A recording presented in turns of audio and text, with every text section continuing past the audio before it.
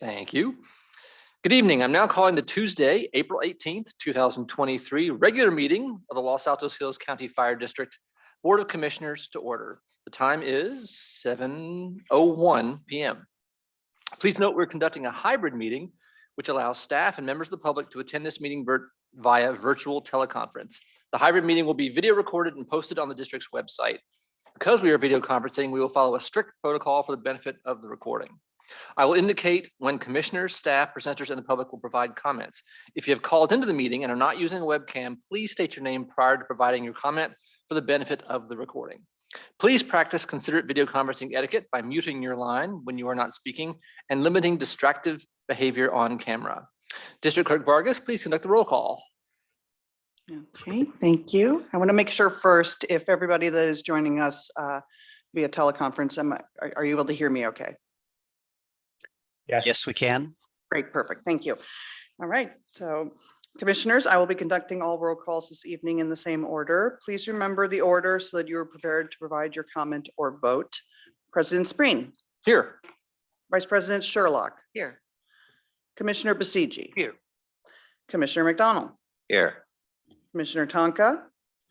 Commissioner Tyson. Here. Commissioner Warren. Here. And we have 6 commissioners present. For the benefit of the recording, I will also conduct a presenters, consultants, and staff roll call. Fire Chief Kurdkow. Present. Thank you.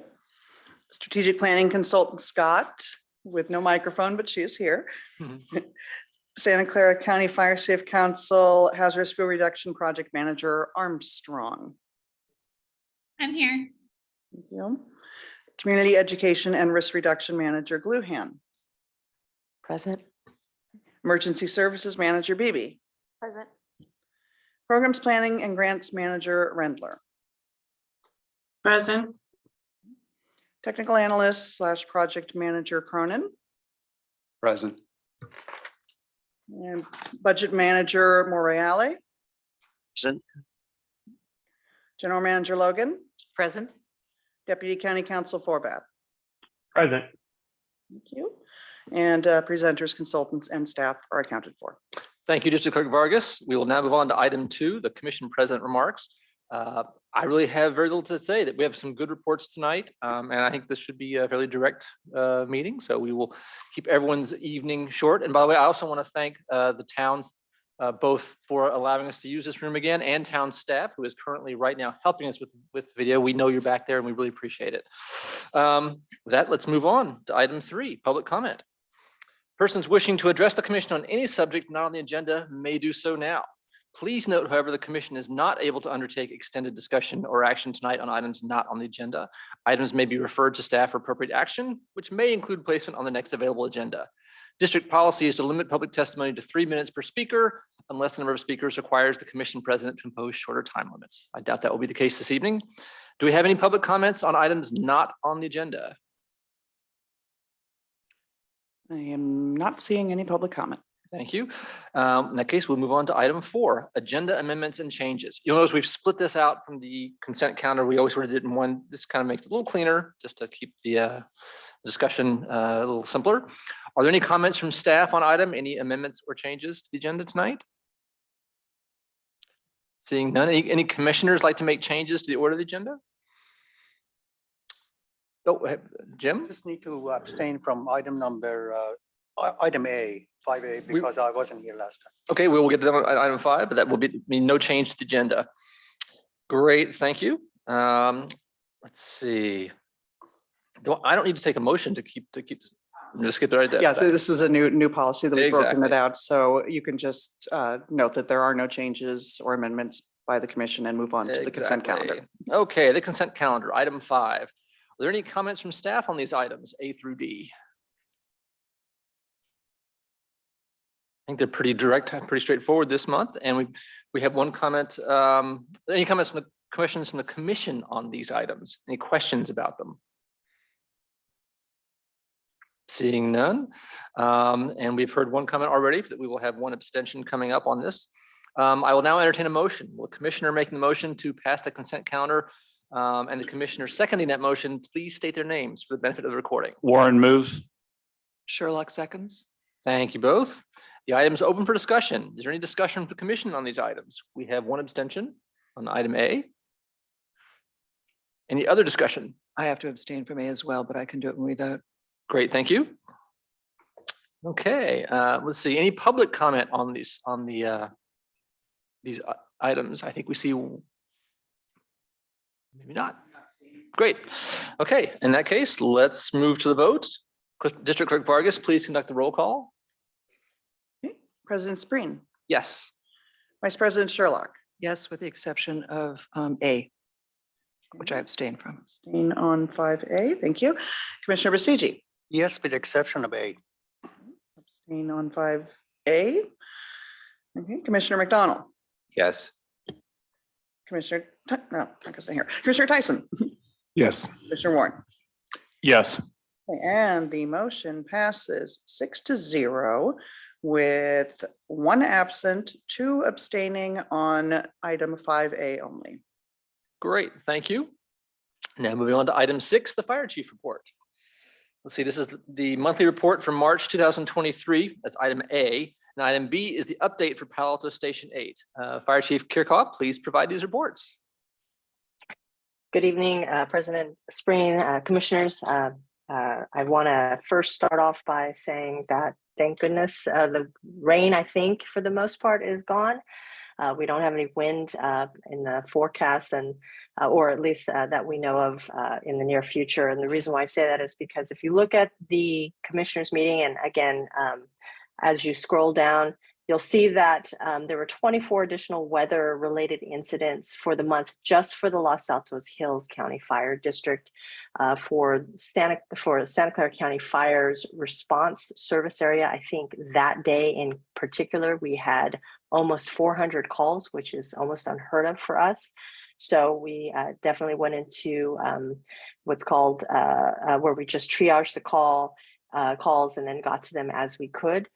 So if you go ahead and go down to the next, to the actual report. Next page, please. Thank you. So you can see that spike 111 in March, which is not typical for the hills. And then if you just look year to date, we're still just slightly below pre-pandemic levels for 245, and that's just again attributed from and from my perspective that we still don't have all the traffic patterns that we normally typically would see on that 280 corridor that runs through the district. But where you'll look at specifically the impact in March is the actual incident counts by type. That's the table just under the incident counts by month over to the right. That normally your EMS calls is always at the top of the list, usually about 60-65% of your calls. This time around, 48 were service calls. So if we went out because the wire was down, or we went out because there was a call for sparking or arcing, any of those kinds of things, unless we actually found a hazardous condition or found a fire, we then bucketed in terms of a service call. So that's where you were at for March, where 43% of the calls fell into that service area. There was no dollar loss. And then there were 5 programs in which 91 attendees attended. And that is, you know, short of the fact that we really had to be very, if you will, creative with moving resources around on that day. That's why you see in terms of the bottom left table that shows average response times analysis by unit ID. Again, those are first due units. So you'll see that engine 71, 75, 76, 77, 384, which we had upstaffed, as well as rescue 74, truck 71, and engine 675, because again, we upstaffed that day 2 additional units, knowing that we had a wind event. So there were lots of different units running into the Los Altos Hills County Fire District, basically providing coverage for the entire district for particularly that day, but it's reflected for the March report. And then you can see the map where the calls are. It's the very next slide. There you go. And again, you can see the jurisdictional boundary for the Los Altos Hills County Fire District, and the calls were kind of everywhere. And that's just because the wind definitely wreaked havoc throughout the district. We had Assistant Chief Glass actually staffing the State Operations Center. He was up in Sacramento on that particular day. And when I called him later that night, he said from Sacramento's perspective, literally that wind event just ran right down the west side of our county. No other county, no other area in the county was nearly as impacted as the Santa Clara County's fire department's response service area. So that was Los Altos Hills, that was Saratoga and Los Gatos. All of that corridor was really affected by that wind event on that particular day. So that is the report. That was the public safety report for March. Are there any questions that I can answer for the commissioners? Any questions or comments from the council, the commission? I think we were all impacted some way from those events. 3 events in a row, 3 weeks. I know I had a live sparking wire on my road, so I really appreciate. I can imagine what the overflow of calls was like. So thank you very much for that. Any public comments on the reports? Seeing none. Great. Well, thank you, Fire Chief Kirkall. Let's see. We will now move on to item 7, the General Manager report. Oh, I think there's another. I'm sorry, President Spring. Can I? Yeah, I just want to go. Oh, I'm sorry. back. Sorry, 5B. I'm sorry. It's okay. It's My okay. apologies. So I conferred with Fire Chief Geo Blackshire several times, but again, just making sure that we are all good for Station 8 staffing. And again, just like County Fire, we are almost fully staffed in terms of our 56-hour safety personnel. We are actually just 8 shy of being fully staffed. And Palo Alto is finding themselves in a place that they have definitely improved on the deficit of staffing. And that was all due to COVID, just the academies and not being able to put the numbers that we want. So for Palo Alto, they will be ready to staff as of June 15th per the contract. County Fire will take over in July, and then it will alternate, and as needed, County Fire will close out in November. And again, we have seen preliminary predictive weather from CAL FIRE that says that due to the wetting rains and because the moisture has soaked into a lot of the heavier vegetation, that's the timber, the trees, that we actually do not anticipate, or at least CAL FIRE is not anticipating a real fire season in terms of that fuel model of the heavier timber and trees until, believe it or not, September. That's when they're predicting it.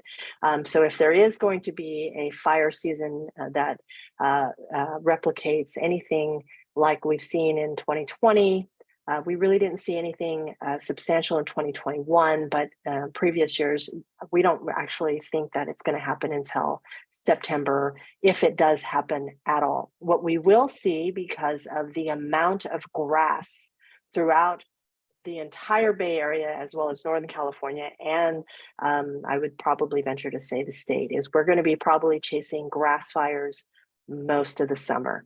But what's good about the grass fires is as long as the wind is not a factor that day, we'll be able to catch them and basically put a perimeter around it and keep those fires small.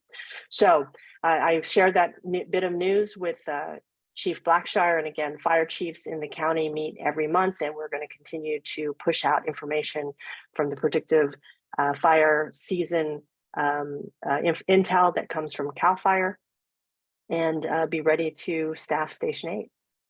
Great. Thank you very much. Any comments? No? Great. Any public comment? We have a public comment on this. Alan Epstein, Los Altos Hills County Fire District. Can she hear him? Is it? My question for the chief, if I may, is considering the ground conditions, why would you start staffing on June 15th if there's a very low likelihood of fire? Thank you very much. Were you able to hear that question? Yes, and I don't mind answering that question. So right now, Monterey's CAL FIRE unit, they're already seeing curing of grass.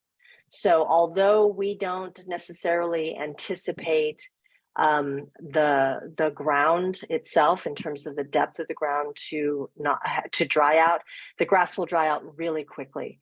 So being able to get a jump, because it's not just the amount of grass, it's how tall the grass has grown. And I know from driving down the 280 corridor every single day, that grass is very tall. So it really does justify keeping our crews at the ready and being ready to respond in our wildland capable vehicles. Great, thank you very much. Oh, yes, we have a comment. If may I add to that, for Station 8, historically, in the summertime, there's a significant increase in bicycle accidents on Pageville Road in the areas, hikers falling on trails. So just for the medical perspective, it's nice having an engine there because those type of incidents do increase significantly during the summertime and the warmer weather. Thank you. Great, thank you. Thank you, Fire Chief, we appreciate it. In that case, we will ready to move on to item 7. This will be the General Manager's report. General Manager Logan, you may have the floor to provide that. Oh, thank you, Board President Spreen, Commissioners, and public. The cover slide. There we go. The cover slide depicts Elena Road, the recent hydrant strike location, curve in the road, and hydrant area. And then moving to slide 2.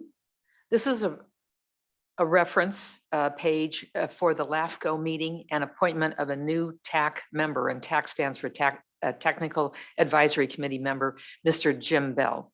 LAHCFD agenda is included in the attachment materials. The LAHCFD consultants are in the process of writing their preliminary report.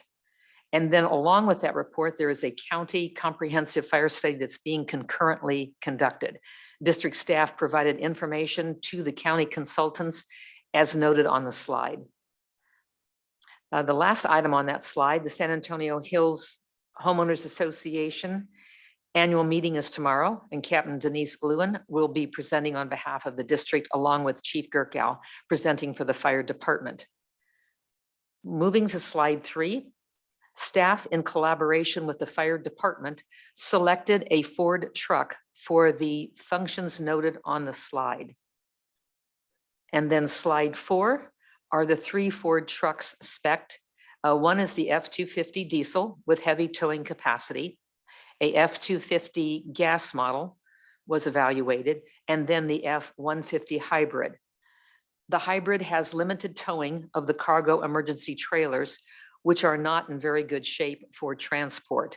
That said, the better solution is for limited towing of the trailers, which the F-150 can perform, and then to continue to use the trailers as storage and move supplies from the trailers to the F-150 hybrid truck or another vehicle rather than towing the trailers. The F-150 hybrid versatility and size is optimum for district use and is the recommended model to procure. The fire department will assist district staff with a platform for bidding and procurement of the F-150 truck unless there is a different direction from the commission. The Ford F-150 truck will replace the now retired Ford Escape SUV, formerly used as the district's vehicle. Slide 5 is the district fire hydrant.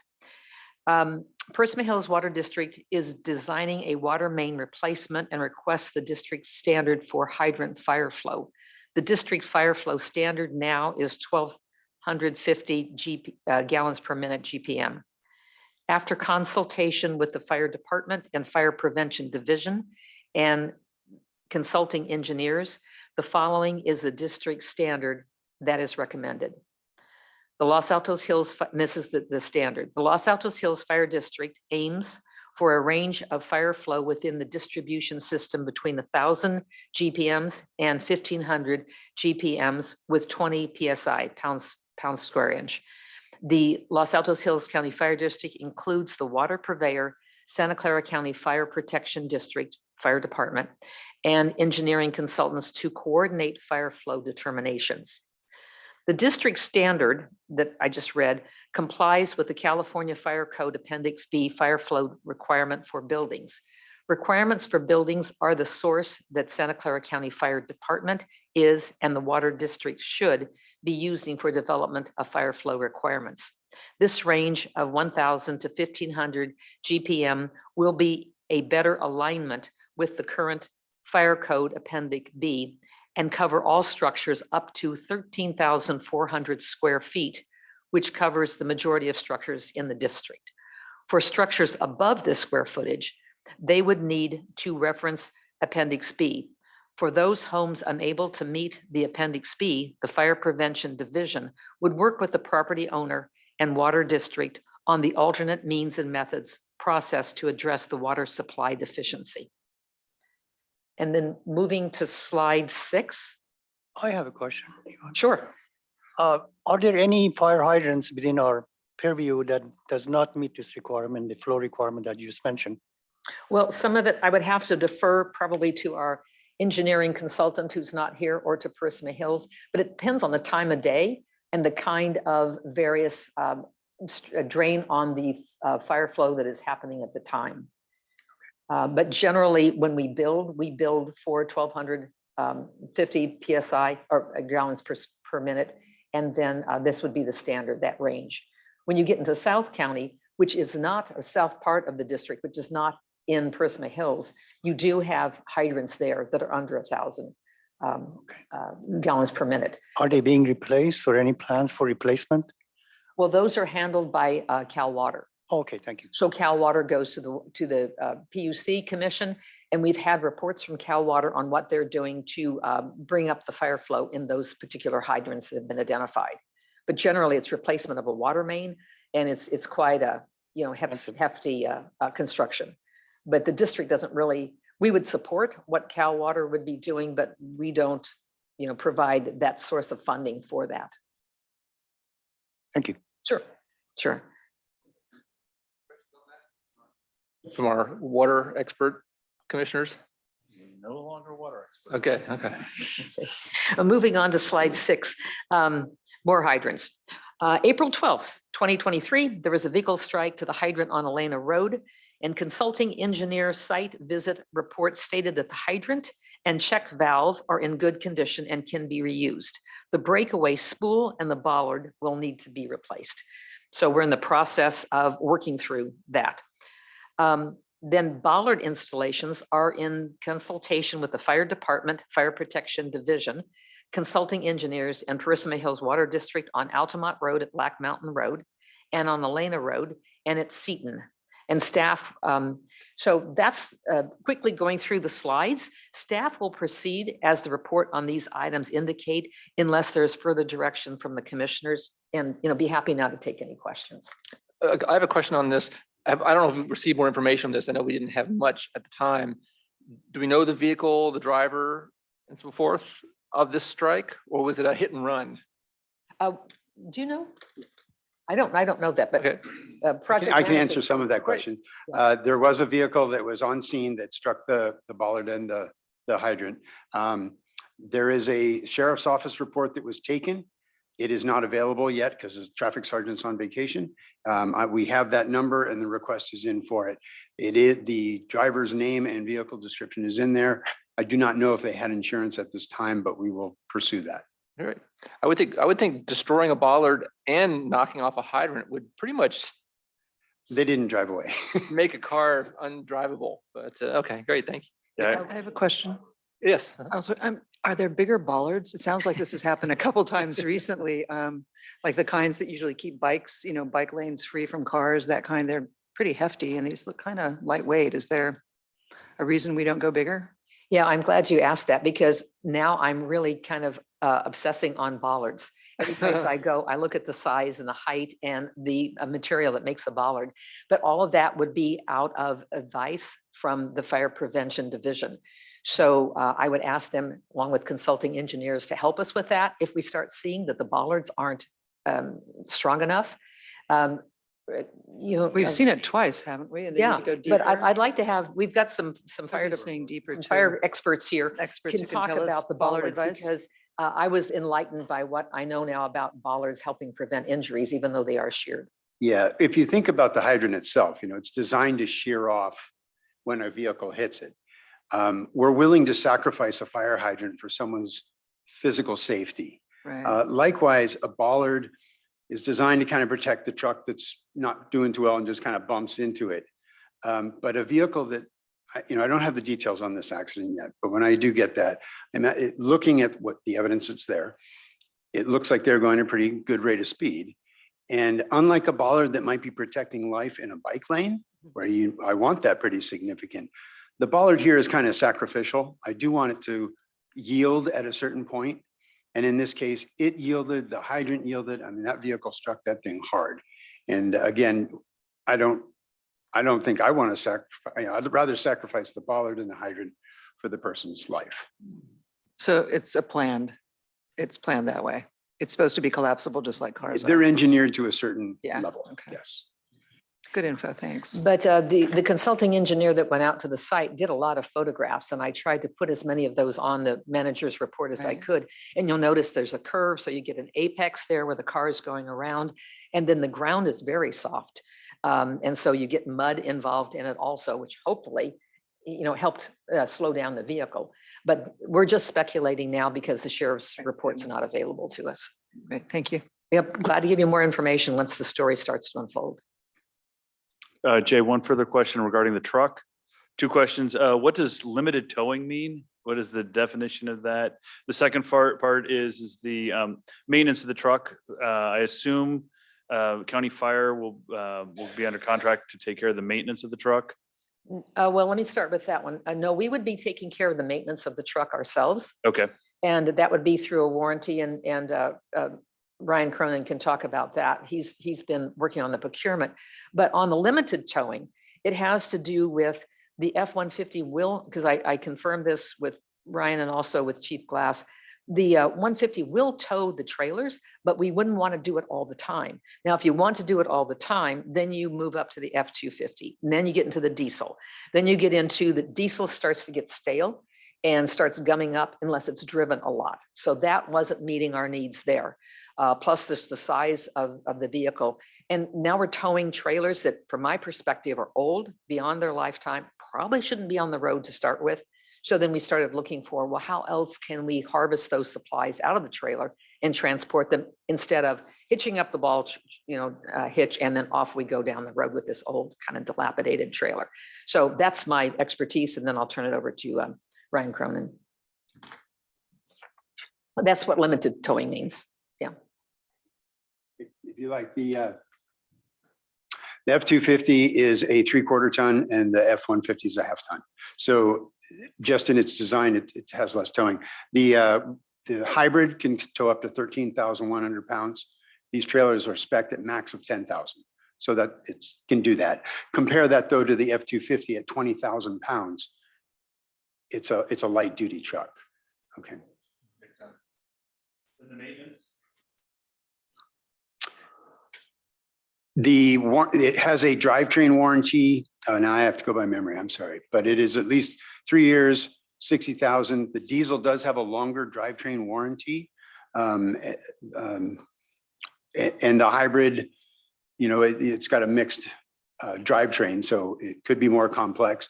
It's only been around for 2 years, so that is a consideration. So is the plan to use?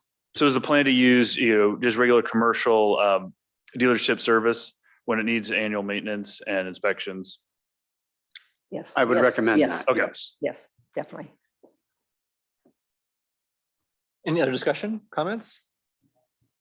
No. Are you looking for direction from commission on that tonight, or? Well, we'll just proceed. I mean, I don't think we've got it for the truck. It's all budgeted. It's been budgeted for the last couple of years. We've just not been able to get onto it and get through the procurement and the bidding process. And now with fire department's help, and they have the ability to help us on this, I think we can move it pretty rapidly. So Great. if there's consensus, no other concerns, we'll just move toward the procurement of the truck No. and get that. We really need it because right now staff is using their own vehicles for hauling, doing so many kinds of things. It's probably not a real good business model to use. And we did have a truck, or the Ford Escape SUV. Not using that, it's retired. So it's really due time to come up with the F-150. I think is a good selection. No, It's hybrid. I certainly support the decision. I just I didn't know if you needed an official statement at all, but Yeah. pleased to see you proceed with that. Yeah, and then on the fire flow, if that sounds reasonable, I mean, basically, I want to let you know, there's a lot of consultation, a lot of research that goes into it before we come to the commission.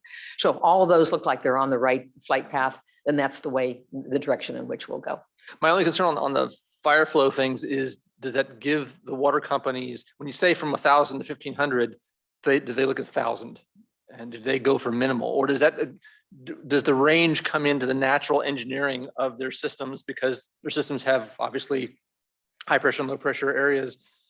Right. Is that giving them an out? Is there a reason not to say 1,250 to 1,500? And I recognize the fire department okay these numbers, so these have been looked at, but Yeah, I think in certain areas, 1,250 to 1,500 would be fine, but in other areas, it's not. Because if you get into other parts in the topography, you're going to get down to about 1,000. It's not too often, but I hate to get someone out of the range, because then it looks like, there's some deficiency going on. So that broader range all fits within that fire code. Okay. And that's what the fire department was interested and concerned about. I see. Yeah. Okay. Any comments? Oh, yes, Jim. I was just going to ask a question that probably might not even have a relevance really here in regards to the new lightning truck from Ford. Was that considered at all? Because of the The new what? EV being older age and all Lightning, that. Yeah. The Ford Lightning is an all-electric truck. There are some considerations with that for our needs. For one thing, the all-electric truck has proven that it really doesn't have a towing capacity. Its range drops to about 1/3.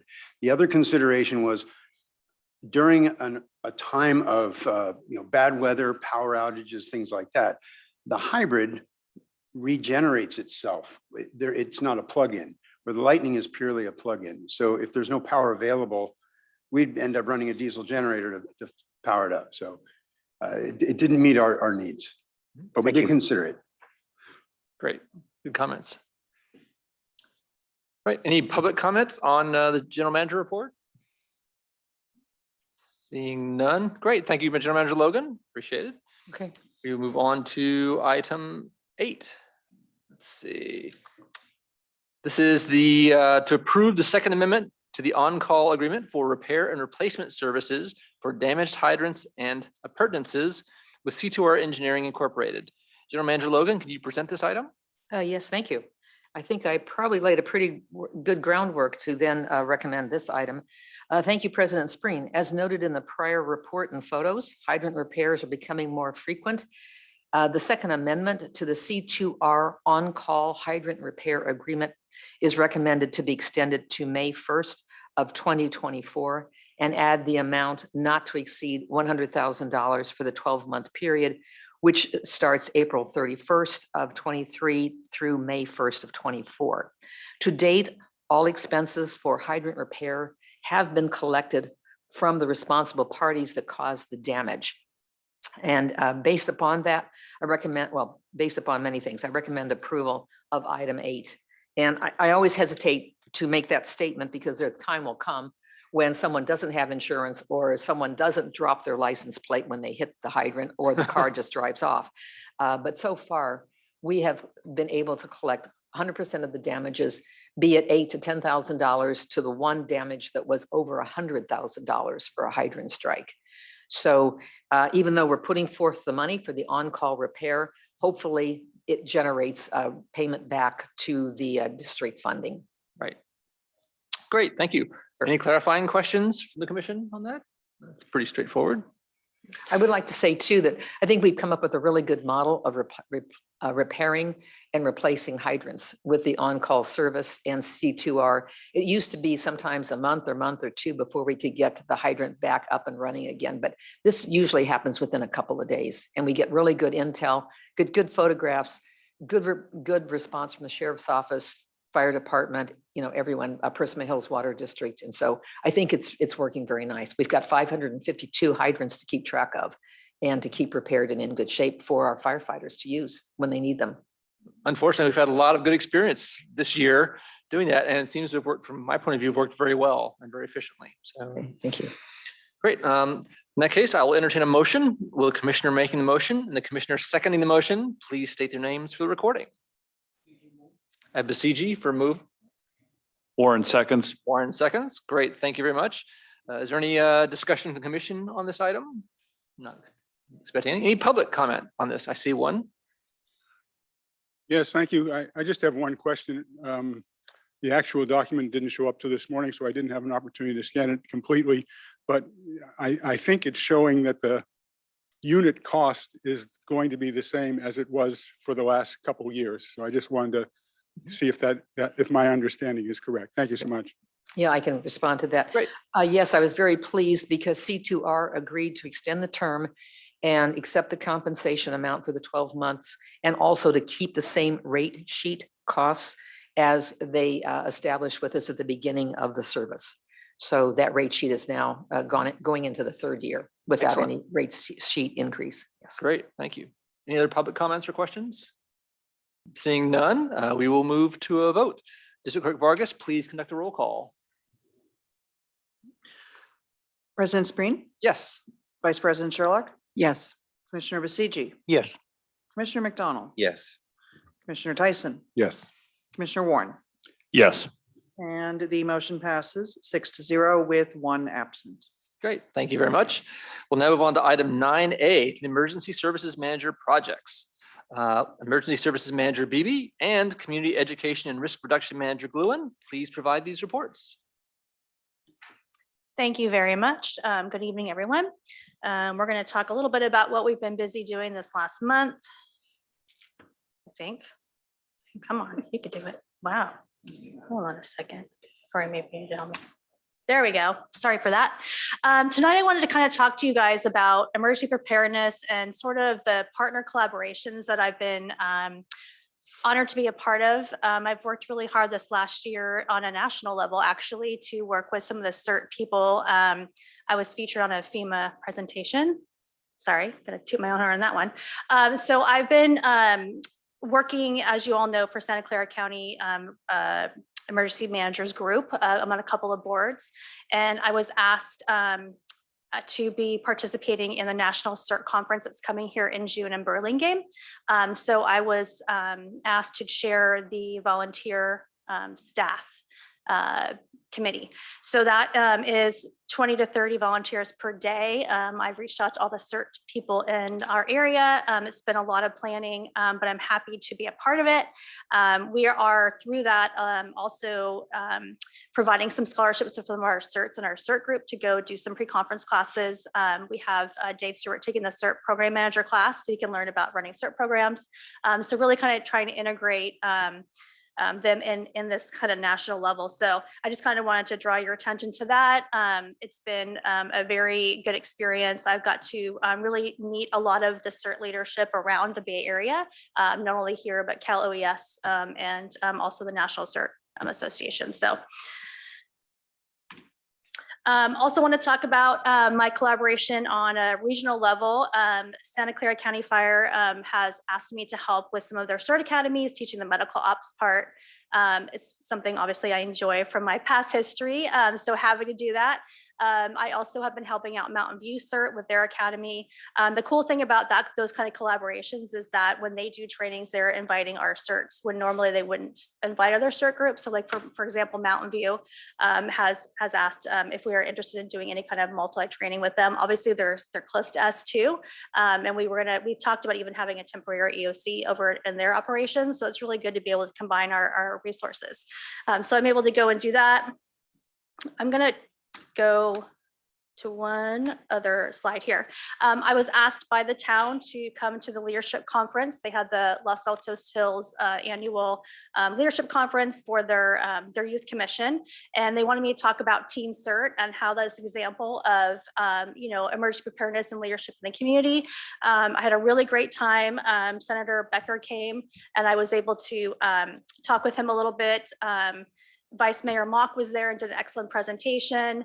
So we pretty much did some presentations and we had some groups coming through and talk about sort of where I really focused on finding their passion because I feel like when I see these teenagers going through emergency preparedness, you can tell that they have some passion for it, and you can tell that it's very important to them to give back to their community. So we really kind of, in my talk, talked about how they are leading examples in leadership and emergency preparedness, and how a lot of them found their passion and use that to even spring off of Teen Cert into other areas. So it was a really good experience for me, and I really enjoyed it. And I think Denise now is going to talk about some other fun things that we've done also this last month. Let me go back. I can do that. Let's go back. Hold on. I don't know if I can. Again, thank you for the opportunity, President Spreen and commissioners.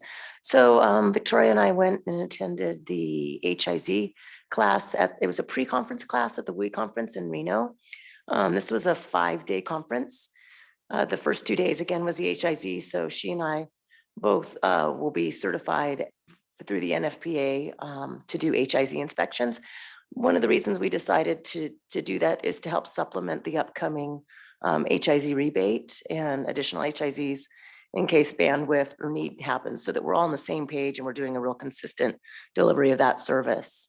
We also attended various other fire adaptive WE type classes. It was a really nice conference. It was well done, and it had a really nice set of vendors also that we got to look at a lot of new equipment. The picture here is obviously a home ignition zone to go along with the HIZ class we took, remind you of that. We also had on April 1st, a Be Ready, Be Prepared for Disasters class. You'll see the flyer for the upcoming one in May, but these are the stats for the one that we had on April 1st. We had 69 residents attend. We had 15 register but did not attend, 14 attended and did not register. So that was kind of a wash right there. 54 residents signed up for more information with their email. And that's one of the key points that we want to do when we do these interface. The presentation is available there on the website. And it was really nice. This card was mailed out a few weeks before the presentation. And we got a really good turnout for one of our first in-person type things. This was a county fire designed program. We taught it by ourselves. This time we'll be in collaboration with county fire staff on the next one on the 11th. But this replaces kind of the longer PEP class that used to be the prerequisite before you went to CERT, or, you know, in theory, that's what we'd like to do. So we were trying to recruit also for CERT recruitment. So the next one is coming up on the 11th. People can sign up. That's okay. And then again, like I said, we were trying to do some recruiting. We have a CERT Academy coming up in May. That's the schedule of when the classes are being held. And again, these are the flyers that we have for Teen Cert, and then the county fire flyer for the CERT Academy itself. And again, that information is on our website if you'd like more information. And I think that's it, unless there's questions. Great, thank you. A lot of stuff going on. I'm impressed with that turnout. I would not have guessed. That's great. We were too. This room was packed. It was like standing room only, and there's more and more people, and we're like, this is amazing. Like, it was Yeah, super oh, that's cool. wonderful. And then we did hand out, there's a picture on that postcard, but we handed out a little vehicle go kit, which we thought was really important to show the residents they can, you know, we're helping them kind of start their being safer and getting their emergency kit ready to go. So they really love that too. So it was just amazing. And now we're going to collaborate with County Fire. They were already having a class. And so they said, hey, obviously you guys know how to get people in the door. So let's just do it together. So that's kind of how that came about too. So yeah, it's been really, really awesome. And yeah, we're really happy. So Do you need feedback from that group as to where they came from and why? What inspired them? Yes, we did actually. There was probably maybe 10 people from Los Altos. Yeah, I think The rest were from Los Altos Hills. the majority were from Los Altos Hills. A few Yeah. raised their hands from Los Altos itself, but Yeah. the majority, and the cards only went out to Los Altos Hills. see. So if they heard about it, they, you know, found it on a different source through social media or website, something like that. But the cards, I think, were what actually got the people to attend. Yeah, we actually asked them when they signed up, and we said, how did you find out? And everyone pretty much was mailing, and there was a couple of people that learned from their friends actually.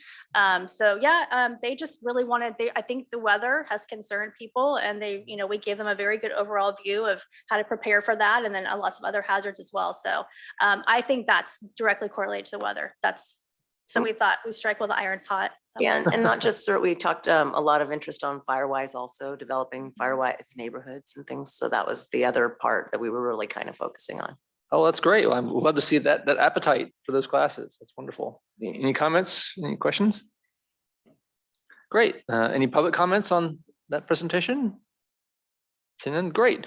In that case, let's see, we will now move on to item 9B1, the update on the integrated hazardous fuel reduction goat grazing flash mob event. So we have upcoming, you saw in the packet earlier, we did have the contract signed for the goats. Because it is so hard to determine when they actually come. We're tentatively the first couple of weeks of May. We tried last year to do a meet and greet with the goats, having pastries and coffee, and set that up through the town activity, Parks and Rec activity guide. It's too dynamic. So we're going to call a flash mob, since that's kind of a popular thing. So we're really going to try, again, how are we bending some of the things we do? So our social media, we're going to utilize that for how we give the information on it. So again, this will kind of give us a sense of, what people are seeing, what people are following, and it's going to be just determined when they're in a good spot. Usually it's towards the end of their visit when they are off Burn Park, the road itself, so that there's an area at Artemis there to meet. It's kind of flat, so we can set up a table and have them come out. But last year we had a really good turnout. I think that they're so loved, and people will be seeing them around anyhow, that they'll, be hopefully looking on our social media. But again, we're trying to see a way of, one of the things that Roger, you had sent out was we had, I think, 400 unique hits on our social media. We attribute obviously a lot of them to the Be Ready, Be Prepared, but the storm and chipping.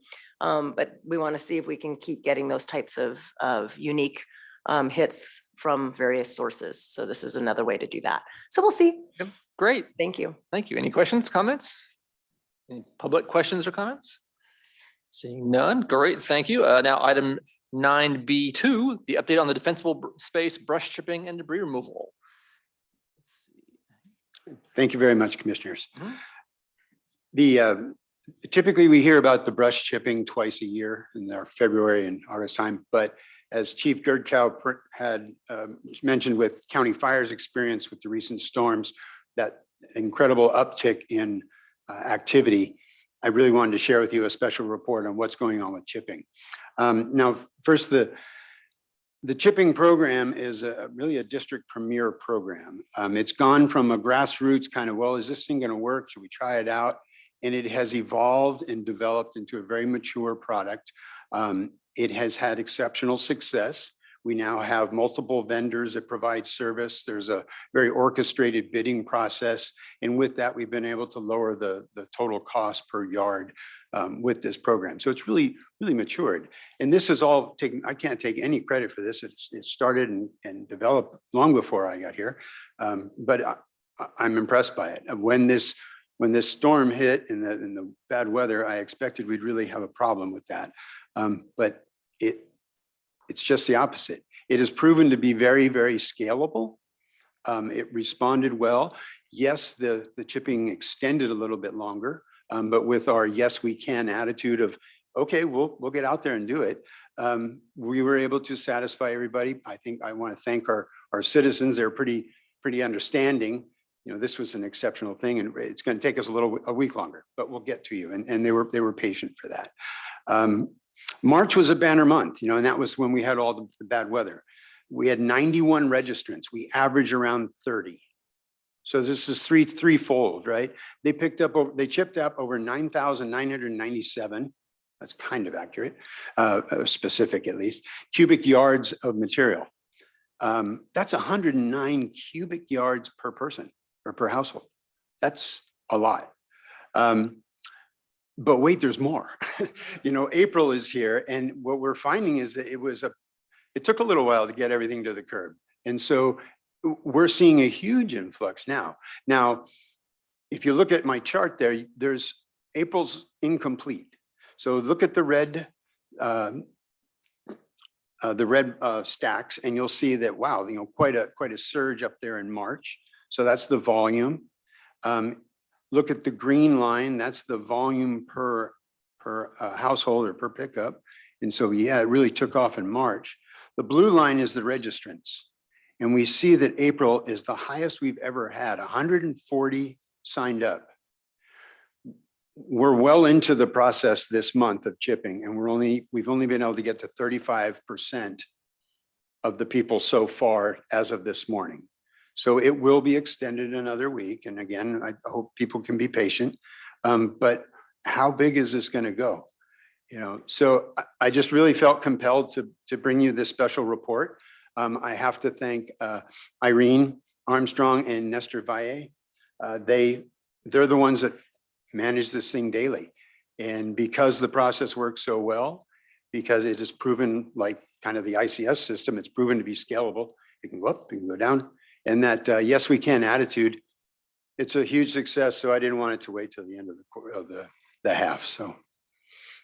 Thank you very much, because I was really wondering, because I know that blue line is going to go at least one higher. I've been dragging stuff over to my pile. I just haven't called it in yet because I still got more trees to bring over. So I'm sure there are others like me who are still accumulating all the detritus from the past month. Well, we'll come every month, so that's know. okay. Any other comments, questions? Oh, I actually have more from Denise. Hold on, there we go. I was on the Fire Safe Council meeting today, their board meetings on Tuesday afternoons. And just to kind of give you perspective also, they do a once a year chipping. They do 140 people once a year. Wow, yeah. So we're doing 140 people in 1 month, and we do that year round. So it just kind of gives you what we're giving in the opportunity to remove vegetation in Los Altos Hills. So thank you. Yeah, no question. This is the word premier is right. It's the premier program for getting stuff off people's property. Jim. I have a question. In terms of follow-up with these people that have are new registrants, is there a possibility that we could send them a questionnaire, say where did they hear about the program, how they get to know the program, as a kind of a seeding the process of perhaps further communicating this, what we are doing here, and ultimately get this to a point where it continuously goes up to the right from this point forward. Certainly, we're doing a number of different outreach. You know, there's postcards being mailed, and there's online as well. But that absolutely, we'll reach out and find out where we're being successful. Thank you. As I understand, sorry to interrupt, but Irene, is there a place for feedback to be provided that the residents? Yeah, so after they do the online registration, after the event has been completed, they also receive a survey, and each month we upload survey results to the district as well. And they're asked, how did you hear about us? And a lot of them, Firewise site communities, Santa Clara County website, messages from the government. Those are a few examples that I'm just reading off my screen right now. Great, thank you. I just got my my biennial mailer, I think yesterday or so. I was very excited, and I opened it up, and I was quite struck by the quality of the information in there, the design of it, the attractiveness, how it looks just beyond the brush chipping, but also other fire safety sorts of things. And so it's quite informative. And yes, I've got quite a pile going. And from walking through the town, a lot of people have things they haven't collected yet. I'm glad I already called mine in. I'm ahead of you guys. It's Come gonna be you're a ahead while. of me.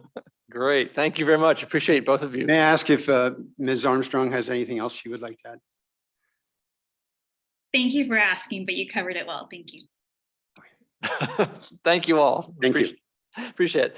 Any public comment or questions on that topic? Seeing none, we will move on to 9B3, update on the Page Mill Road evacuation route maintenance project. Let's see, this will be, I believe, Project Manager Cronin again, right? Hello, Commissioners. It's nice to see you again. All right.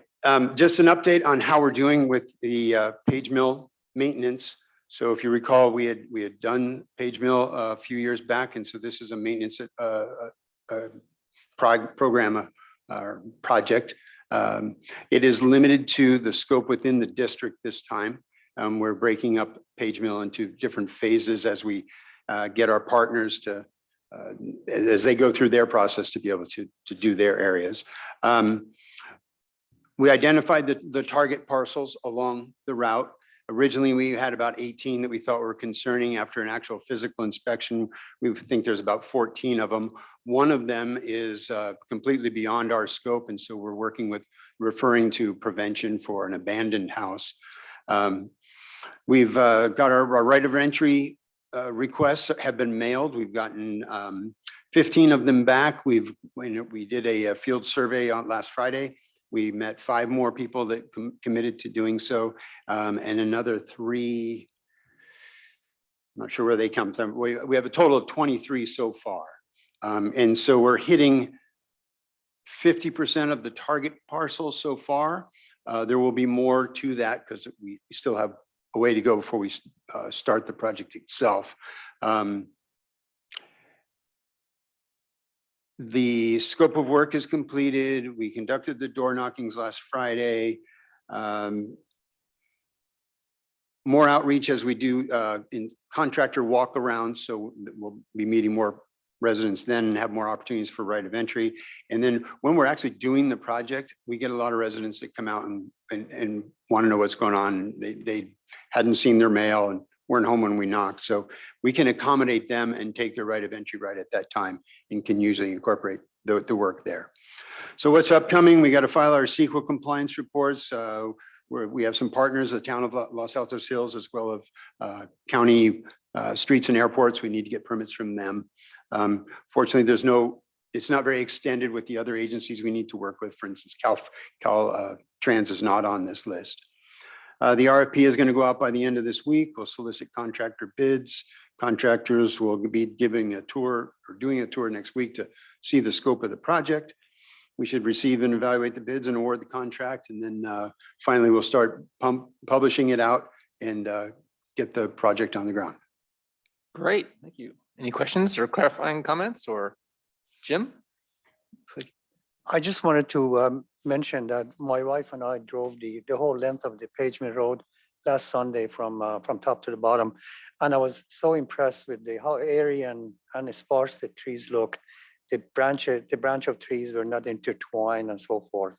And it was amazing. I think if you can manage to keep it in that form, I have a feeling it's going to be quite fire safe. Great. But that being said, I think in Lower Page Mill, in my viewpoint, there's density of greenery that perhaps is a little bit appears dangerous because you have this shaded canopy over the whole Page Mill Road for a very good stretch of time.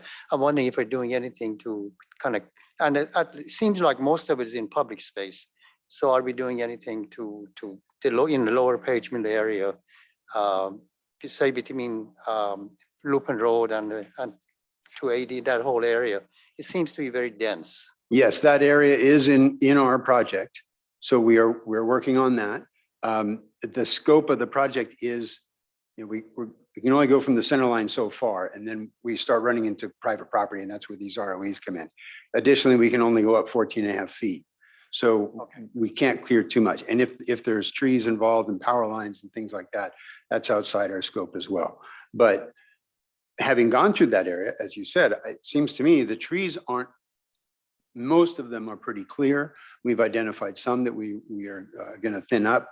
And then there's a lot of just brush, and there's one strip where there's just a bunch of ornamental plantings that never survive. So they're dead and we're going to pull them out for the homeowner.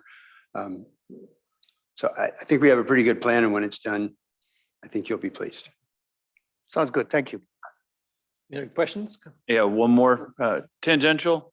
So this is Page Mill. What's our plan for additional projects, evacuation routes, especially Magdalena, more corridor in the South District, which we haven't yet visited? Yes, the next project in line is Mora and Ravensbury. We have done an initial survey out there. We have our map where we're identifying our target parcels, and we're getting ready to start doing a mailing for that. Great. To start getting ROEs. And that's going to be a very different project because of the way those roads align. Oh yeah, it's narrow and windy. So, very good. Thank you. So that's underway. Thank you. Just real quick, a small comment to go along with Commissioner Basicci's question. When you look at the side of the roads, also look up, a lot of the canopy you're discussing on Page Mill is incorporated. There's power lines and utility on both sides of the street going down Page Mill. So it makes it difficult for us to do a lot of the trimming when the trees are, have lines going through them. Like Brian said, that we can go up a certain height, but we're limited by the safety for the crews. So that always limits what we can do also. So we'll work more on the ladder fuels because the big concern is the ladder fields, the grasses, the brush into the trees. We got an ROE. There's a big cropping of eucalyptus trees. We did get the ROE from the resident for those also. So you'll see a lot of treatment similar to what we did on the park and ride lot there on the corner. So we'll be able to clean that up quite a bit, and that'll look less concerning, because I know a lot of people have eucalyptus concerns. So thank you. Thank you. Thank you very much. Thank you. Any other comments, Mark? One other further question around these kind of projects, fuel break projects. What is the status of the shaded fuel break project with Mid-Penn that we put some time into last year? Where's that project at? Yes, we visited with Mid-Penn, and we're very pleased to see that they have made great strides already on their project. You know, they have some unique machinery that they've been putting to use. We took a tour with them, and you know, they're like 95% along to what we were hoping them to be, or wanting them to be. So Now, are we still going to participate? Because last year we had plans that we were going to work from all the way from Rancho San Antonio all the way up to Page Mill Road in sections with them in conjunction. Are those plans on hold, or are we going to move forward with those plans?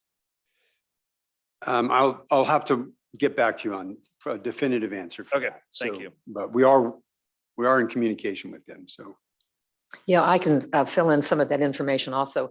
Jenny has her hand up. I'm sorry. Yeah, Eugenia Rendler is working with Mid-Penn, and we're trying to tee up a presentation to the commission in a couple of months to have Mid-Penn come in, and we're putting together a work plan looking at doing that in the certain areas that abut where Mid-Penn has done its vegetation mitigation. But we're very pleased with what they've been able to do. Our challenge is when you cross that boundary, our boundaries then are individual residents. It's not just open space.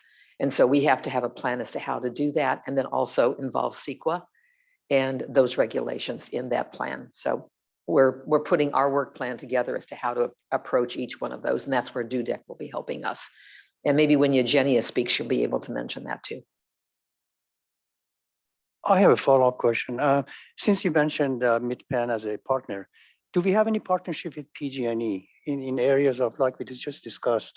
Because these tree branches intertwine the lines all over the place, and we all know what that means in terms of the down power line, and in case of wildfire, it would be a hell of a lot worse than that. So I apologize. So go ahead. I'm hoping the recent storms that showed how much tree damage happened to the power lines will help PG&E prioritize more than just some of the maintenance they've been doing. It's very hard to coordinate with the utilities on these projects to have them come out at the same time, because they have a hierarchy that's, so much deeper than what we do. Ideally we would have, every person, anybody that had anything to do with waterways, have them have an opportunity to partnership with us, have the utilities partnership, have anybody who's, in our Arastadero project, we had Stanford. It'd be ideal if we could get all those players, but we don't want to do it at the expense of holding up the project. So we're just doing, getting started, getting the residents on board. That's huge, because we are extending just a maintenance, which the PG&E is in the maintenance, which is basically the 30-foot. We're getting up to the 100-foot when we get the ROEs. So we're actually getting to the shaded fuel break definition of treatment. So, yeah, it's not a perfect process yet. It's not 100%. In an ideal world, we'd absolutely have all those things happening at the same time. Maybe we will, here in the future, but right now it's a little bit bigger than I think we can, pull in all of that, but it's a great idea. Thank you. Any other comments? Great, thank you for all the information. Any public comments or questions? See, we have one. Yes, thank you. I agree. It's very difficult to get PG&E to participate, but PG&E does have some standards. And if you do observe that the tree limbs are close to the high voltage power lines, then the standard allows. You certainly should inform them of that. At least they could put it on their list of things to do. With regards to the open space, I've also made some inquiries in that regard. They're actually not doing exactly what the plan was that the fire district put together. They're not doing a shaded fuel break. They are doing quite a bit of work, but I don't think it will be classified as a shaded fuel break. But thanks so much for asking the question. It's very important to us in town, and it does represent the first bastion of protection for the western flank of the town. Thanks so much. Great, thank you. Okay, thank you everyone for that. Moving on to the next one, which is 9B4, update on the HIZ assessment and rebate program. I think this will be for both General Manager Logan and Project Manager Armstrong providing this report. Yes, thank you, President Spreen. I'll just make a few comments and then ask Project Manager Armstrong to speak.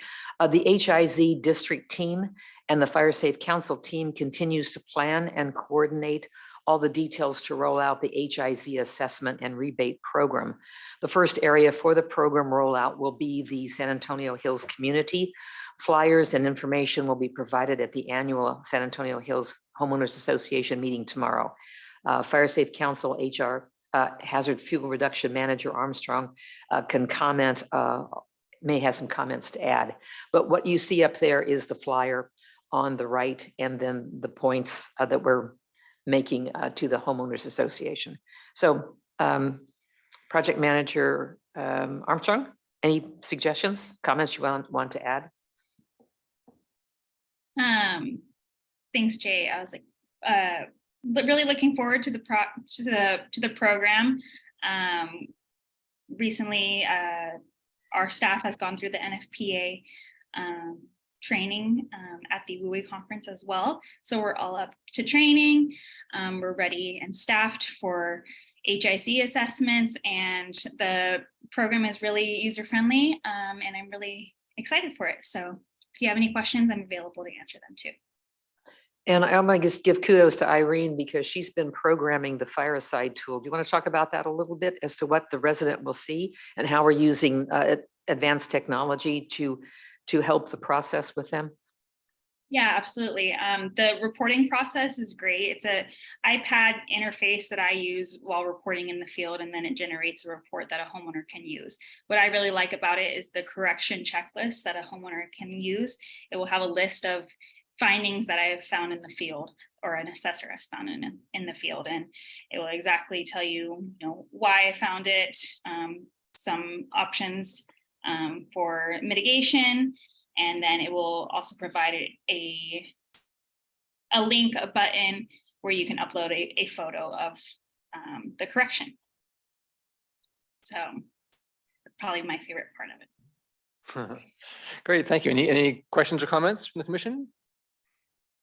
Great, it's great to see that project get going. And let's see, any public questions or comments about that? I'll give you just a little quick, sorry to keep giving so much extra detail. Remember on the HIZ too, that's the home ignition zone. That's what it stands for. And that's the area around the house that you see depicted in that picture. Additionally to that, that's home hardening and the defensible space area. So the defensible space is more of where the firefighters can come in and defend the home. The ignition zone are those various areas you see depicted 0 to 5 feet, the house to 30 feet, and now to the 100 feet. So the defensible space starts to get in that region, but that HIZ, that 0 to 5 is that newer area. Well, that's where we're looking for having no combustible components in that area. So that's where we're hoping a lot of the focus on this happens into that area, because that is the newest science around how fires start from embers in a wildfire. So that's kind of where the home ignition zone term and defensible space has been there. I know we've had in the past, when we have our letters come out, we have the 30 feet and the 100 feet, how much defensible space, but that's kind of the basics behind the HIZ. And the home hardening would not be into this assessment rebate. It's only the vegetation management. Thank you. Great, thank you. Appreciate the clarification. Oh, we do have public comment on this. I'd just like to make a comment. Most of the homes I observe here in my home, we definitely have plantings within the 0 to 5 foot range. I'd like to have my home be fire resistant, but I'm quite reluctant to tear out all the plantings that I have within 0 to 5 feet of my house. So I wonder how this program is going to respond to that question, because I really think many people will be quite reluctant to participate if it requires them to tear out the plantings within 0 to 5 feet. Yeah, I think I'll speak to that. I think there's no question it is a change in the way we think about our houses. When I've 20 years ago when we landscaped our house, that's what it was all about, was how many things we plant around our house. 20 years later, we've all lived through some terrifying fires where we realized that's a really bad idea. And I've frankly been cutting down, and pains me to do it. I've been literally cutting down the trees that I've painfully tried to get to grow right next to my house. So it absolutely is a change in mentality. Fortunately, we're seeing that people are the education we're bringing to them about how severe these fires can be, I think scares them straight. And so I think it will definitely be some people who may not want to get rid of some things, but I think a lot of people are willing to go, this is really a bad idea having this stuff up against my house. So I agree with your premise that that's part of what we have to do, is educate people that this is really an important aspect. And it's a different world now for landscaping and beautifying our homes. And fire science has moved forward. And I think that's what we're trying to bring the word about. Yes. Jenny has a comment. Oh, okay. Eugenia, you can speak. Yes, thank you. In February, I was down at a conference and the State Fire Marshal's office spoke to this. And this, they call it the Zone Zero. It's actually already been submitted to the Office of Administrative Law in California. So it's Zone Zero, and no organics in that 0 to 5 foot is coming to us as a law. And we will have the opportunity to help people understand what to do with that and the types of things that will be acceptable. But for single family homes, there's alternatives. We're going to have to come up with non-organic alternatives to help our residents become compliant when the effective date at the end of this year comes to us. So, I know that's not what everyone wants to hear, but it's not only a suggestion, it's coming. It's already been submitted to the Office of Administrative Law. So very interesting. Wow. Things are happening fast. Great. Thank you. Any comments on this?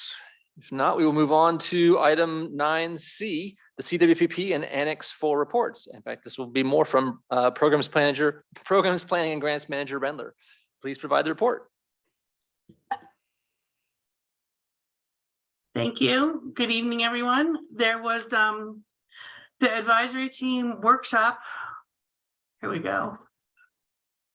The advisory team workshop was April 4th, and we had fantastic attendance. There was dozens and dozens of people from all different layers of county government and the annex holders and our fire partners and everyone that supported the revamp of the 2016 document. We broke into working groups, and there was the Fire Resilient Landscape, the COE working group, and Fire Response working group.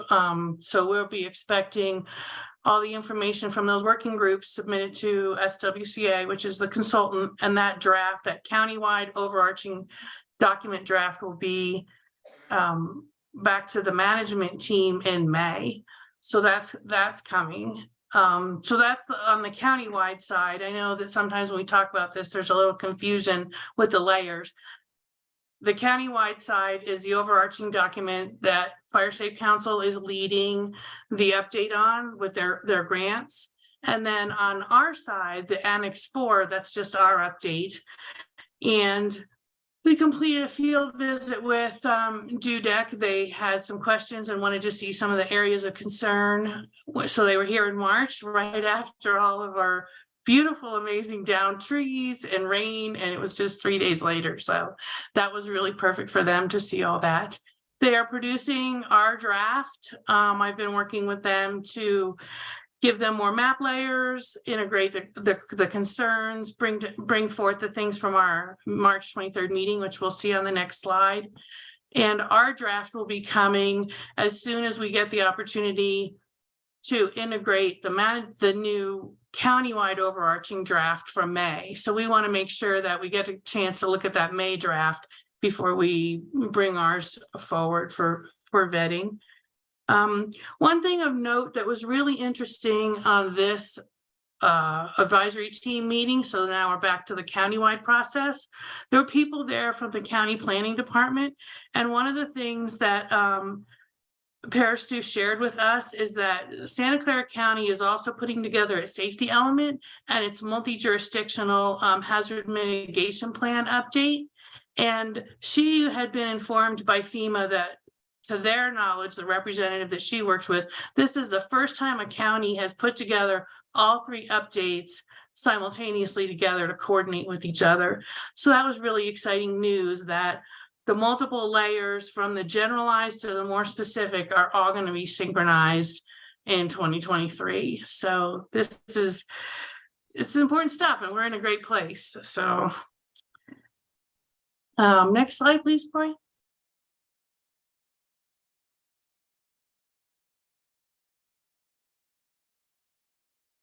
Sorry, my satellite takes a little longer to update. Great.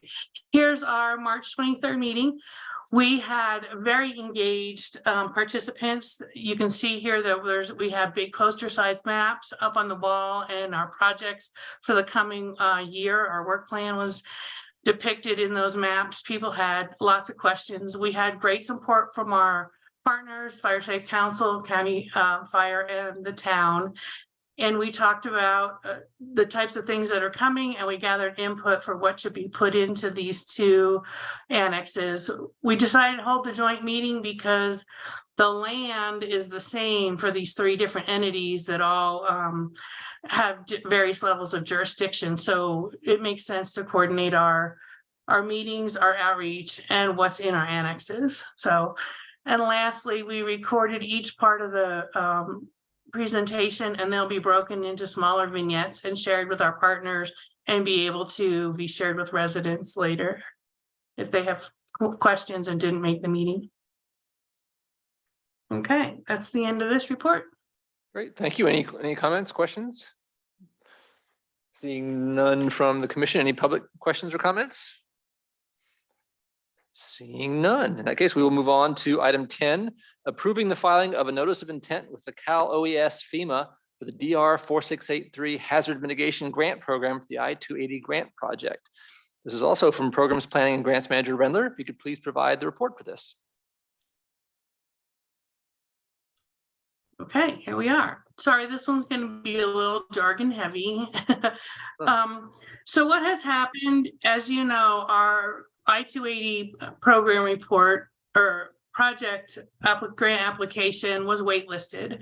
The storms for January have created a situation where there's new funding. Every time that the governor declares a state of emergency, the Hazard Mitigation Grant Program releases additional funds. So the January declaration for the state of emergency has opened a new round of funding. So we have the opportunity to apply again if we want to resubmit our I-280 project. Some research that I have done with the County OEM and Cal OES have both recommended that we consider doing that. So the first step of reapplying for this new round of funding is to submit a notice of intent. So that would be, we don't have to withdraw our previous application, but we would submit a notice of intent that we want to put in a new application for the I-280. And that would give us the opportunity to review our application, strengthen our application, and perhaps bring in additional regional partners that would make this a more regionalized project and a stronger grant application. So what we're asking for tonight is being able to submit that NOI just to get the process started. It's the first step to opening up those conversations. And then we'll bring back the information to the commission and look for direction of whether you want us to invest much more time in recreating that grant application. Just submitting a notice of intent and talking with partners is not a heavy lift for staff time, because we're not actually creating that application until we report back to you for direction. So tonight we'd ask that you just approve that first step of resubmitting a notice of intent. Thank you. Thank you. Any clarifying questions here? There probably should be. Jim. I have a general question regarding the I-280 corridor. I wonder if it's appropriate time to ask now, perhaps a little bit later after we talk about the application. The application is great. Go ahead and ask now. Let's see. Yeah, I'm wondering, we're waiting for this big pot of gold to come our way before we do anything about I-280. And in the meantime, I-280 corridor is pretty hazardous. We all know that. and we have pictures of it and the whole bit. There are pockets that are just truly asking for something to be done. And we have all this money sitting in the reserve. I'm wondering if there's a halfway project that we could initiate, perhaps doing some work on our own, not waiting for the state to come through with the money. And of course, when it does happen, it'll be great and we do a magnificent job. But in the meantime, I think, God forbid something happens, you're going to ask ourselves, why didn't we do something? I think that if I I have the same question, exact same question. And I think that I can't answer for staff other than the fact that I think that has been a focus of investigation is how can we make some of these things happen ourselves? Now, this particular item on agenda here kind of is a surprise item because as she said, new funding, this is kind of a, hey, new funding's there. Do you want to keep that alive anyway while you're doing this? And that's why we really have to, in my eyes, we have to balance what effort we ask the staff to do here going forward. The NOI is very little effort and it keeps the door open. But at some point we have to decide which way does our effort go? Is it trying to put together a bigger regionalized project that we think has a better chance of getting grant funding or tackling some of these things ourselves? And again, I don't want to speak for the staff. I'm just kind of replaying what I've kind of picked up. And so please feel free to correct me where I'm wrong. Well, I think you've summarized it very well. And this is an opportunity. We're on a wait list. If someone falls off the list, we could be moved into the grant funding. So there's a little bit of on the bubble on that one. How long we want to stay there, that's something that the commission needs to talk about. And then looking at the new funding that's coming available, just came available, we can get our pitch in for that too with the NOI, just to see how that plays out.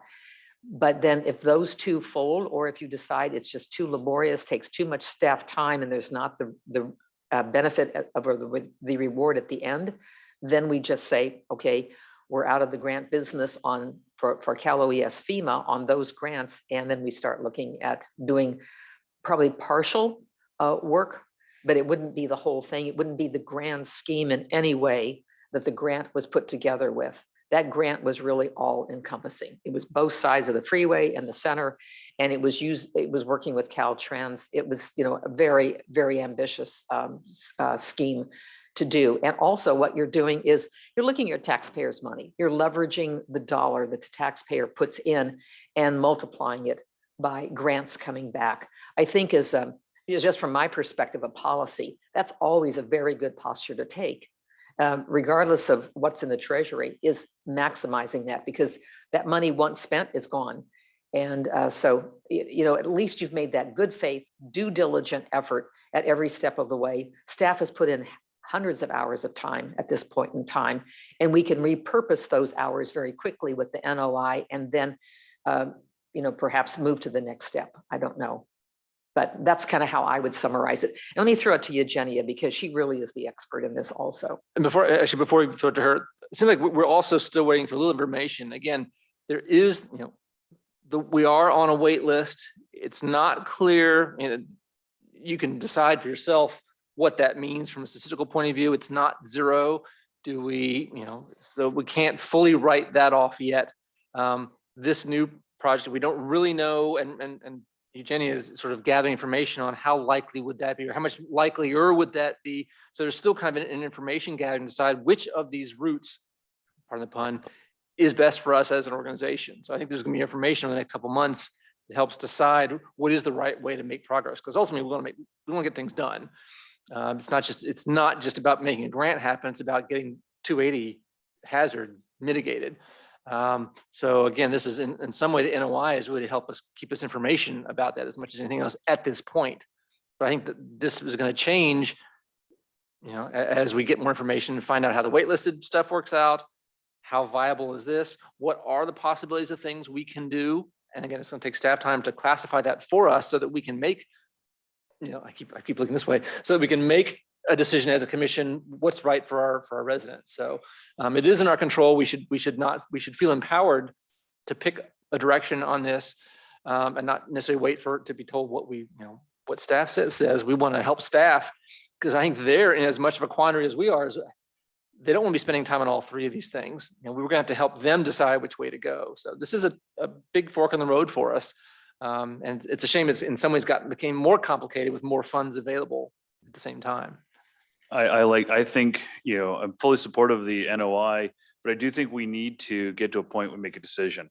I don't know what the logical point is, but we got to make a decision. And if we're going to go alone, then let's decide, at some point this summer, we're going to make a decision. We're going to go alone and we're going to start doing it in chunks ourselves. Yeah, I totally agree with that. I mean, there needs to be at some point where we say, okay, we can start at least a semblance of a parallel effort. Right. In parallel with the state, just to get someplace with it. Great. Thank you. I appreciate hearing the commissioner's thoughts. I'm sure the staff here's hearing the commissioner's sentiment about, how do we want to be moving this organization forward that way? Yeah, I'm really concerned about staff time on these. And if we do decide to go for the new one, and with all the challenges around having a partner to kick in funds as well, I would look at that really seriously to see if it's worth it. I think that it's almost better to go on our own if we don't get something back within the next 6 months. Great. I appreciate everyone's comments on that because I think it's important for staff to hear. Any other discussion? I sort of cut off Eugenia. Did you have any other comments on that? Yeah. Well, as you're considering these things, I'd like to throw out 3 details that might help you with timeline and whether we decide to go, you decide that we should do it on our own. The first one is if we come off the wait list and get an award, you've already committed the 25% match over 3 years. So we want to balance our funding there.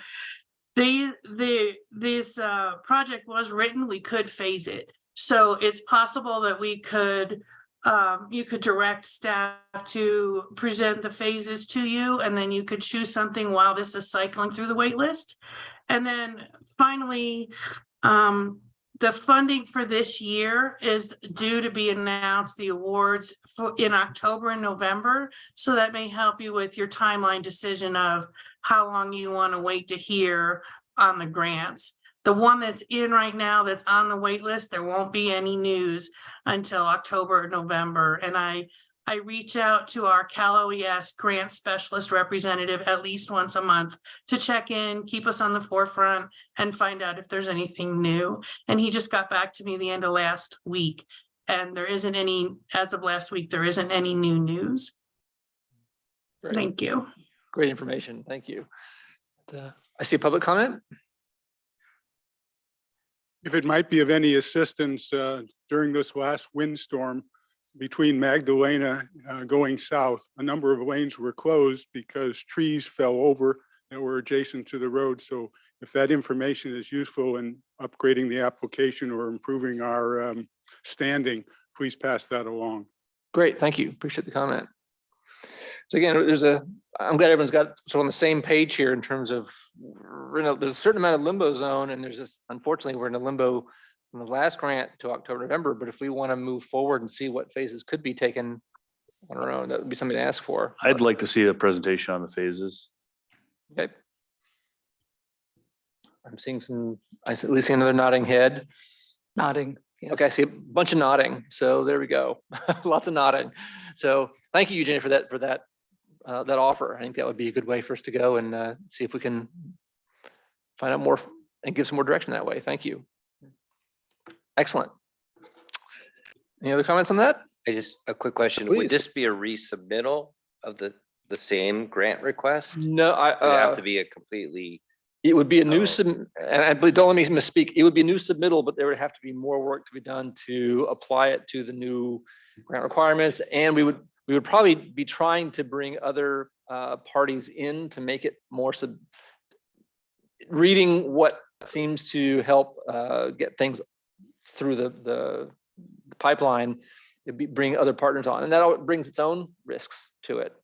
So it would be substantial. It's not just changing the dates and turning it in, unfortunately. So the NOI, that's why we feel like the NOI is no staff time to do. The application will. So, oops, great. Okay. In that case, let's see. Moving on. Oh, Actually, yeah. So the item before us We have a motion. today is that this the commission needs to either approve or. Right, so I would entertain a motion now to approve filing of notice of intent. Will the commissioner, I haven't heard anyone speaking against that. So we'll, Commissioner making the motion, Commissioner seconding the motion, please state your names. Warren moves to support filing the notice of intent.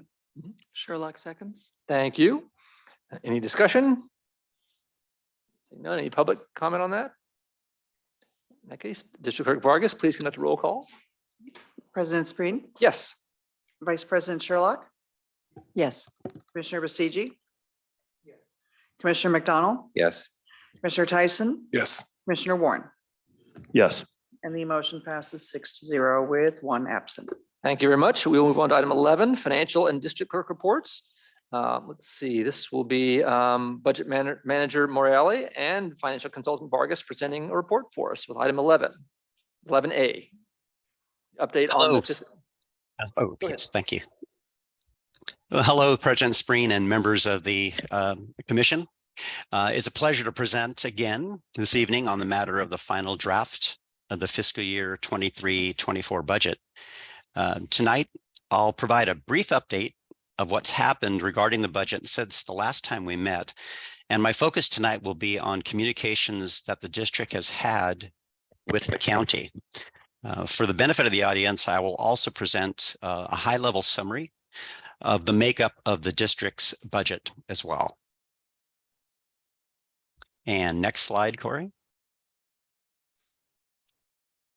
So before you is the budget calendar, which was updated with the latest information to date. We have had several public meetings on the budget, ending with the district commission approval of the final draft budget at its February 21st meeting. Following that meeting, district staff submitted the final draft budget in its required detailed line item format on February 23rd for preliminary review at the County Office of Budget and Analysis, which I'll refer to as OBA, at the staff level. On March 20th, 2023, the district received an email from the county inquiring into various elements of the budget. The nature of their email was essentially to clarify their understanding of the district's proposals before they pass our numbers on to a further review and recommendations as we proceed into the next steps. I will speak more to the nature of the inquiries on the subsequent slides.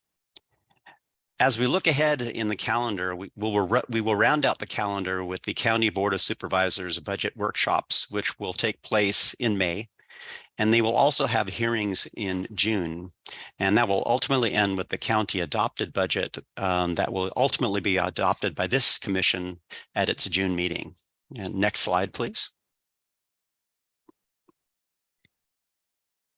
Beyond the budget calendar, the budget process continues all year round.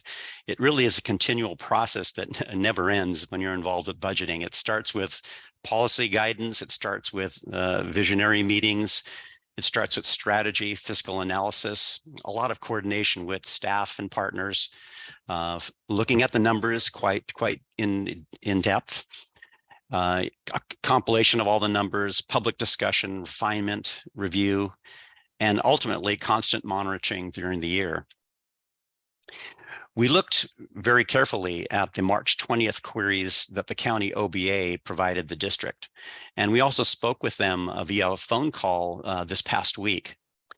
In doing so, it was quite apparent that the focus of the county's questions centered on the key elements of the district's 2023-27 strategic plan that was just adopted. As we answered their questions, the tight integration of the district's strategic plan to the draft budget, from my perspective, was refreshingly clear. The county's questions provided a great opportunity to display this cohesive integration of the strategic plan to the budget. And it also emphasized the district's core organizational pillars as described in the strategic plan, specifically prevention, protection, resiliency, preparedness, infrastructure, and sustainability. And I personally want to thank the Commission for establishing such a solid foundation as we enter into these budget discussions. Next slide, please. Again, for the benefit of the audience, I just want to provide a high-level summary of the budget. That appears in the final draft that was submitted to OBA. Our budget proposes $15.8 million in revenues and $19.02 million in expenditures for a total proposed use of fund balance of $3.2 million. When we break it down by category, 77% of all funds will be applied to critical life and property safety programs essential to the district's core mission. The remaining 23% will be applied to staff supporting staffing and operations and administrative costs. This purposeful use of fund balance was specifically crafted to ask for those resources necessary to optimize and deliver services, which was really a central theme to the budget this past year. And next slide, please, Corey. So in the end result, when we look at the county OBA's questions as submitted on March 20th, they really focused in on what is new in the budget and the associated cost proposals that directly emanate, from my perspective, from the strategic plan. If we look at the county's lingo, their term proposal translates into what we might call new expenditure requests. And that's where we really focused our time in our discussions with them. As General Manager Logan and financial consultant Corey Vargas and I communicated to the county OBA staff, understanding the district's budget really started and ending with them understanding our strategic plan. And that was a specific discussion that we had with them when we met with them via phone call this past week. Their questions focused in on 4 areas of expenditures. One is the level of spending that we're putting towards life and property safety programs, which we call projects and programs. They also asked about the fire contract costs with Central Fire and how those have changed. They also asked about district infrastructure requests, and they also asked about existing and proposed new staffing levels. So those, in essence, were the nature of questions that they had regarding the budget. And remember that we are being asked these questions by, I would say, line level staff at the county as they prepare to clarify our budget as they pass it on for higher level review. And on our next slide. So if we do the math and really concentrate on what changed in terms of dollars and isolate what's changed as it compares to the current year budget, I would say that the district really has put its money where its vision and where its strategy is. And there were specific costs that we spoke to OBA about. First of all, we talked about the fact that the fire prevention and emergency medical services contract with Central Fire went up by approximately $342,000. And we clarified with them that that really had everything to do with just COLA and contract-based changes that occurred over the course of the year. But they did want to clarify that as well. We also mentioned to them that we have further enhanced our project and program costs by a tune of $436,000 for a total program and project costs of $3.5 million. And again, those projects focus on prevention, protection, resiliency, and preparedness. So they asked about that, and we specifically spoke to them about those particular line items. They were very interested in infrastructure. And you may recall that our budget includes well over $2.3 million in infrastructure requests, the largest being the funding of a fire truck for $1.25 million.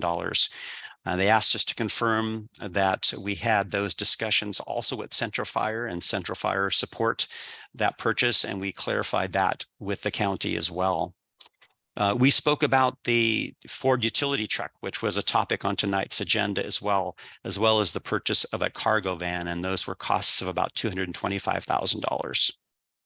We also spoke about the fact that we have over $300,000 in technology requests that we put forth in the budget as well to support new coming staff and also enhance our capabilities district-wide as it comes to our deliverables and empowering our staff with the technology they need to get the job done. We talked about the fire facility upgrades at El Monte. We put $175,000 towards that in the budget and $150,000 towards a needs study for the district-owned parcel. Lastly, they asked about new staffing costs and requests for new staffing, and we clarified that the budget does ask for additional 4.5 staff full-time equivalents for $778,000. And we further clarified that the budget includes $442,000 for looking into and possibly facilitating permanent employee benefits. And they inquired specifically the type of benefits, and we indicated that we were looking at the possibility of health benefits, and which might include dental and medical as well. And we also clarified that we had contract services in the budget to allow for that study. So next slide. So at this point, that completes our update. And as we look at the calendar again, what we will expect to receive from the county is a budget recommendation that we should receive in early, and that would be the last slide, Corey, that we should receive in early May. And at that time, we will then know the recommendation that they'll put forward for discussion at the hearings. And at that, my discussion is complete. Thank you very much, sir. We appreciate it. Thank you. And I think it's really interesting to see to what level of detail the first line budget people of the county are picking over our submittals. So I'm glad we have our act together and really are able to answer all the questions from the strategic plan on down. So this is definitely not a turn it in and wait for it to come back. This is taking work to push it through. So we thank the efforts it takes to do that. Any comments here from Commission? Jim, yeah.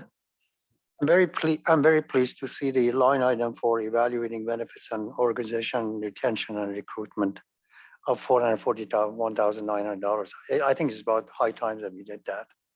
I mean, it's silly not to have that capability of benefits available to the people we rely on so definitely for the I completely agree. I appreciate your emphasizing that. Any other comments? Any public comments on the budget update? I assume there would be. No, I just had one question about the process. Does the FGOC participate in this at some point in time? Thank you. FGOC. Is it FG or GF? No, FGOC.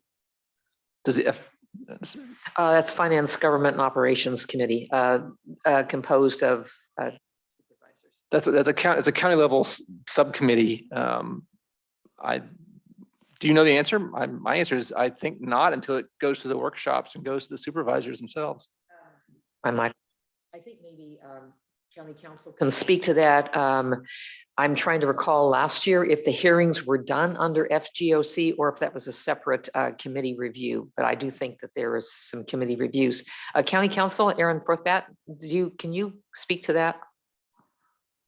Yeah, this is Aaron. My understanding is that, well, I don't want to speak out of turn. I'm not confident. Okay. That there is a separate hearing for FGOC to consider the proposed budget, or if it goes straight to the Board of Supervisors. I can report back on that. Yes, and I would mention as well that when we spoke to our county contact, they did not indicate to participation, although we didn't ask them specifically, but they did not indicate that would take place. Yeah, I don't believe it does. Okay, great. Thank you. I appreciate that. That's helpful to get back to Alan in terms of that's what we know, what we don't know about it. So great. Thank you. Okay, in that case, moving on to item 12. This is the General Manager Annual Performance Review. Item 12A. This is a discussion on the performance review, which I will start with and Our strategic planning consultant, Scott, may come in on this as well. Contractually, every year we do a performance review for our general manager. You may remember we did this a year ago. And this is separate from compensation review, which, as you remember, is done in December. So this year, having met with Marcy to talk about this, I want to propose what we think will work well is to do, last year we did kind of a complete 360 view, and both with staff and with commission here, and did very intensive and had a couple of closed sessions in working that through. This year, we think that on the heels of that, it makes more sense to do an incremental type of review, where we will be able to focus on the items that came up from last year and sort of see where we went from there incrementally, rather than doing the same process completely over from scratch. I think it'll be most efficient for everyone's time and still be able to have the goal of having a very responsible review, both for our benefit and for General Manager Logan's benefit. So what I asked is if we could get, or if we can do that, we will have a various round of, and Marcy can correct me if I'm wrong, both first a self-analysis and also some survey questions as well to go out to us, focused more on what we outlined last year. And in compiling that, it'd be helpful to have a subcommittee an ad hoc subcommittee I can work with, so 2 others, that we can look at that and kind of see the trends and then bring that forth to the whole commission in a closed session to put together the final, written review. We think that sort of pares down the number of meetings needed. We can do that in one, assuming the ad hoc subcommittee of 3 of us feels that there's a focusable set of intents there. We'd be able to bring that into a single closed session meeting in May. It'll be May's meeting. So this would all happen between now and in the preceding 4 weeks to be efficient with everybody's time. So that's the general view of it. Marcy, I don't know if you want to add more color to that at all. You don't have to. Should be putting together the questions and sort of the topics that will be coming to all of us to address. It won't be as extensive as it was last year. It'll be more, again, focused based on what was discovered through last year. And that's the proposal. And I'm obviously open to anyone's comments on what else they'd like to see as part of this review, because this is a whole commission review. It's not just trying to make sure it happens efficiently and responsibly. I think that process makes sense, and I would be interested or willing to serve on such an ad hoc committee. Appreciate that. So anyone else be willing to? I believe I've already volunteered to help on that. Excellent. That's great to have 2 people who again, can bring coherence from last year's review into this one. I think we'll make it efficient of our time and be very productive for all of us. So That's great. Thanks, George. Do we need a third? No, that's 3. That's the 3 of us. Oh, you're doing it also, us? I'll continue to direct it. Yeah, exactly. Since I've been working with Marcy on that. In that case, we've kind of moved into item 12B, which is to actually appoint that subcommittee. And we have to move first. If someone would like to move that. Roger, sorry to interrupt, just if you could just read the script of what the ad hoc subcommittee entails, just. Okay, the focus of the ad hoc subcommittee will be limited to the general manager performance review. As an ad hoc subcommittee, it will not be subject to the meeting rules required under the Brown Act and will be made up of less than a quorum of the commission, which is 3 or fewer members. And we now have the 3 volunteers for that, but I would need a motion from a commissioner to create that. Commissioner Warren moves. We have a motion and a second for a committee based on with myself, Commissioner Tyson, and Commissioner Sherlock. It's open for discussion. Any discussion from commission?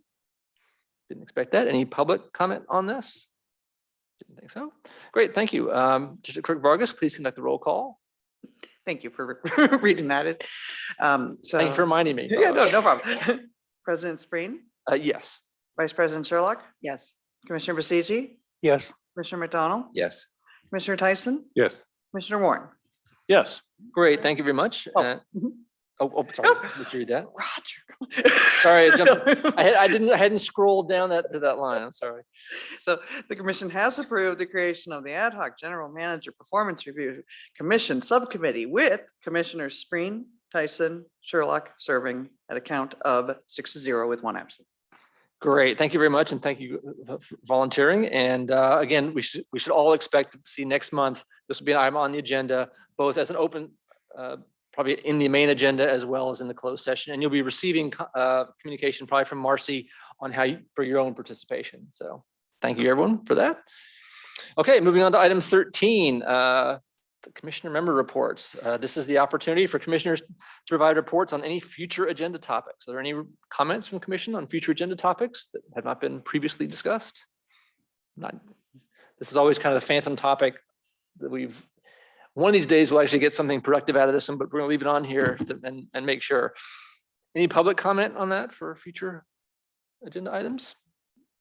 Seeing none, move on to 13B, which is the next regular commission meeting, which is May 16th, 2023, in person and in hybrid, to be held, do I have to read this, the whole details, here in the Town Hall, Council Chambers, Los Altos Hills at 26379 Fremont Road.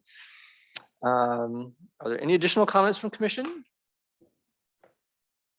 Any public comments that we haven't had? In that case, we move on to item 14, everyone's favorite item, which is adjournment. This concludes the April 18th, 2023 regular meeting of the Los Altos Hills County Fire District. The meeting is adjourned at, what is it? 8:51 p.m. Thank you very much. Emergency Services Manager Beebe, please stop the recording.